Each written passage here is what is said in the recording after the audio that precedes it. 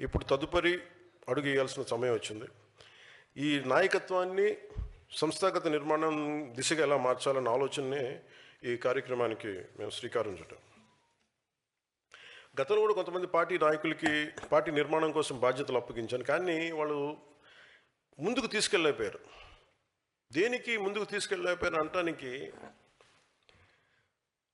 తెనాల్లో ఉండే తను మార్నింగ్ టైలరింగ్ పని చేసుకుంటా సాయంత్రం పూట వెళ్ళి ఒక పార్టీ భావజాలానికి ఆకర్షితులై సభ్యత్వం చేసి ఇది మన పార్టీ అని చెప్పగలిగే ఒక తెనాల్లో ఒక చిన్నపాటి టౌన్లో ఉండే శివాన్ని ఎవరు గుర్తుపడతారు చెప్పండి?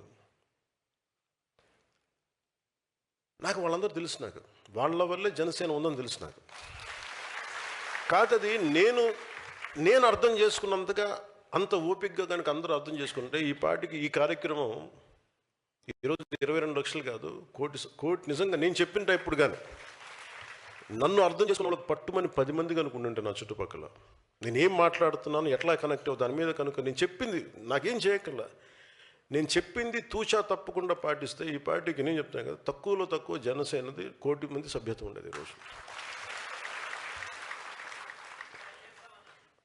కాదే అర్థం చేసుకోవడం టైం పడద్దు.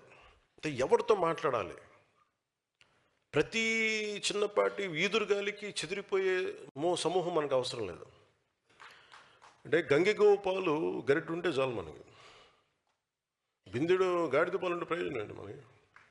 సో నేను అనుకుంటుంది జనసేనకి నమ్మిన వాళ్ళు 18,000 మంది సాధకులు. ఒక దీంట్లో ఎంతమంది నిలబడతారు ఇంకా మనం ఫిల్టర్ చేస్తే కనీసం ఒక 5,000 మంది ఉన్నారనుకోండి. 5,000 మంది, do think it's a small army?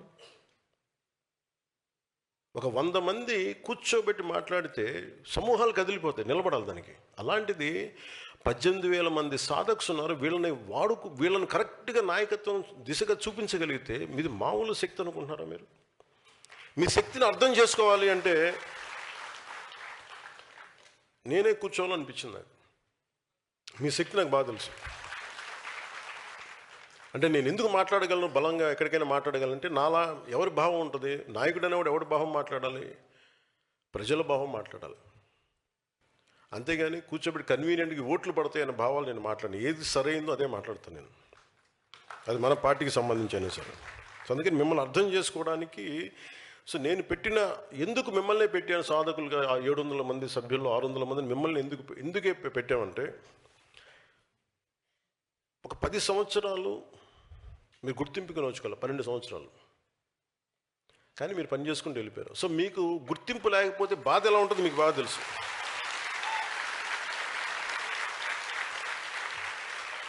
So మీరు ఎవరు పని చేసేవాళ్ళు, ఎవరు పని చేయని వాళ్ళు, మళ్ళీ మీరు కూడా లేదు మళ్ళీ మీరు, నేను అందుకే చాలా క్లియర్ కట్గా చెప్పాను, సమాచార సేకరణ కమిటీ మాత్రమే ఇది ప్రత్యేక. ఎందుకంటే సమాచారం సేకరించడం మీ బాధ్యత.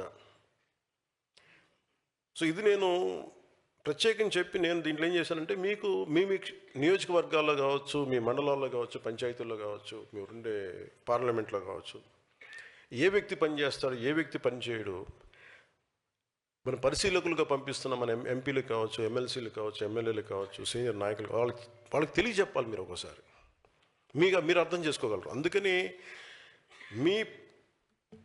వీరు ముందున్నా కానీ వెనకాల రక్షణ కవచం లాగా మీరే ఉన్నారు.